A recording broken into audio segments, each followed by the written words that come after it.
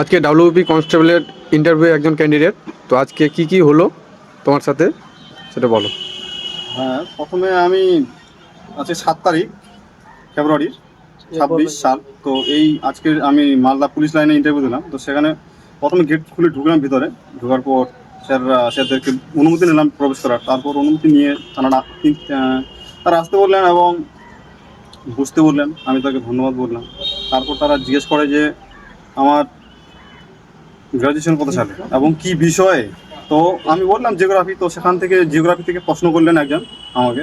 তো ভারতের পূর্বতম, পশ্চিমতম এবং উত্তরতম, দক্ষিণতম এই সমস্ত নামগুলো ধরলেন। তো আমি একটি পারিনি, 3টি পেরেছিলাম।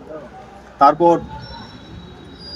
আমাকে বলা হলো যে বাড়িতে কি করো, কোনো ইনকাম করো কিনা। তো আমি বললাম যে না, বাবার সাথে কৃষিকাজে সাহায্য করি আর দোকান কিছু হেল্প করি, দোকান আছে আবার। তো এটা বললাম। তো তারা বললেন যে ইউপিআই আছে কিনা দোকানে। আমি বললাম যে না, ইউপিআই তো নেই। তারপর তারা আমাকে জিজ্ঞেস করে যে এটিএম এর ফুল ফর্ম।